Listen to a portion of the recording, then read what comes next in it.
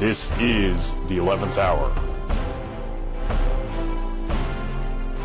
With news, commentary, and answers to viewer questions from the authorized King James Bible.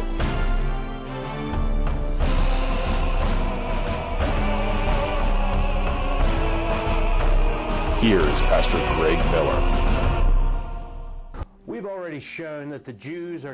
Já mostramos que os judeus são judeus e que as tribos de Israel estão espalhadas em vez de perdidas.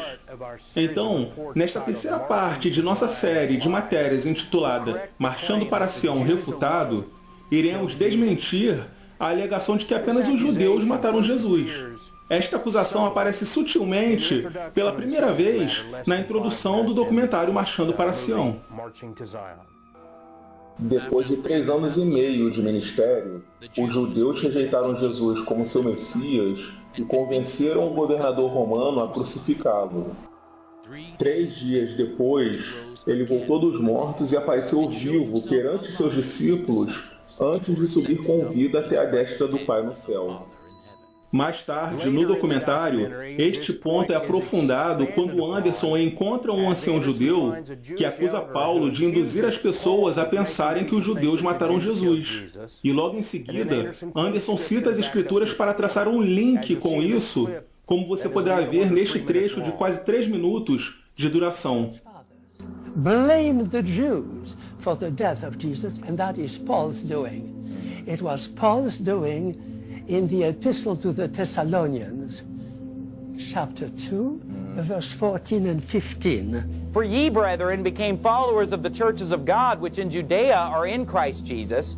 For ye also have suffered like things of your own countrymen, even as they have of the Jews, who both killed the Lord Jesus. Now, what does that say? This has poisoned the mind of generations of Christians, unfortunately. Did you know that? So 1 Thessalonians 2. Okay. To this day, 26% of all Americans believe that Jews were responsible in the death of Jesus. When Mel Gibson came out with his The Temptation of Christ, oh, he's an anti-Semite. What a horrible person. He says the Jews, killed Jesus. Well, that's what the Bible says. The film, the Passion of the Christ, when it was shown, it went from 26% to 36% because people are so gullible. It portrays the Jews as evil people. Oh, okay. Which is nonsense. The Jews call this the myth that the Jews killed Jesus. Let me explain something to you. The fact that the Jews killed Jesus is not a myth. It's Bible. Christians believed it, and they still do today. They still do today. It was ingrained in their mind. They blamed all the Jews, even though most of the Jews were not there. Look at Acts chapter 3, verse 13. It says, the God of Abraham and of Isaac and of Jacob, the God of our fathers, hath glorified his Son, Jesus, whom ye delivered up and denied in the presence of Pilate, when he was determined to let him go. So here he's preaching to thousands of Jews. And he says, and now, brethren, I wot that through ignorance ye did it, as did also your rulers. Wait a minute. I thought it was just the rulers.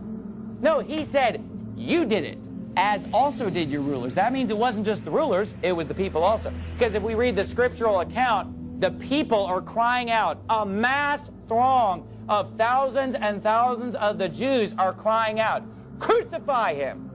And he says, shall I crucify your king? We have no king but Caesar. I am free from the blood of this just person, said the Roman Pilate. His blood be on us and on our children. That's what they said. Agora, você poderá ficar chocado ao me ouvir dizer isso, mas o que Anderson diz é verdade. A mentira, contudo, está no que Anderson não diz e que o trecho que vimos não incluiu. Vamos ler por nós mesmos 1 Tessalonicenses 2, versículos 14 e 15. Porque vós, irmãos, haveis sido feitos imitadores das igrejas de Deus, que na Judéia estão em Jesus Cristo, porquanto também padecestes de vossos próprios concidadãos o mesmo que os judeus lhes fizeram a eles, os quais também mataram o Senhor Jesus, e os seus próprios profetas e nos têm perseguido, e não agradam a Deus, e são contrários a todos os homens. Não há como negar. O que está dito, está dito. É o que é.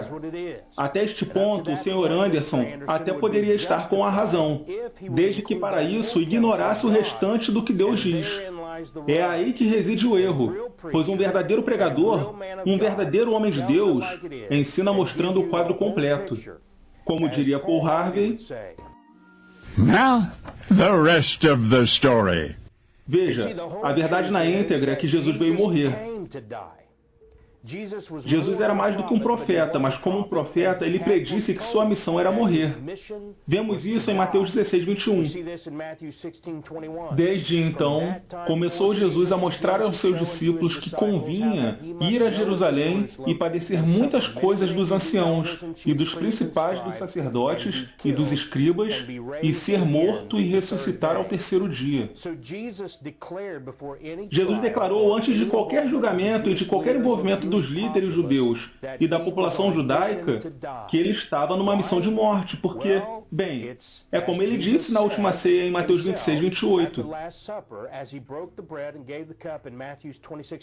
Porque isto é o meu sangue, o sangue do Novo Testamento, que é derramado por muitos para a remissão dos pecados. Agora, os defensores de Anderson podem dizer, espere aí, Jesus está dizendo que ele ia morrer e que veio para morrer. Porém, mesmo assim, foram os judeus que tiraram sua vida. Ora, mas é por isso que esta reivindicação contra os judeus se torna uma mentira. Os judeus mataram Jesus, isso é bem verdade, mas eles não tiraram a vida dele. E Jesus deixa esse fato perfeitamente claro em João 10, de 17 a 18. Jesus disse, por isto o Pai me ama, porque dou a minha vida para tornar a tomá-la. Ninguém me tira de mim. Nenhum judeu no planeta poderia ter tirado de Jesus sua vida. Continuando. Mas eu de mim mesmo a dou. Tenho poder para a dar e poder para tornar a tomá-la. Este mandamento recebi de meu Pai. A alegação de que os judeus mataram Jesus não passa de uma verdade parcial. E a alegação ou sugestão de que os judeus tomaram a vida de Jesus é uma mentira direta. Jesus disse que somente ele poderia dar sua vida. Os judeus não poderiam ter matado Jesus se quisessem, a menos que ele desse sua vida. Por isso dizemos que a alegação de Anderson de que os judeus mataram Jesus é apenas uma verdade parcial, pois eles foram parcialmente responsáveis, como veremos em João 19, 23. Tendo, pois, os soldados crucificado a Jesus, tomaram as suas vestes, e assim por diante. Os soldados romanos crucificaram Jesus.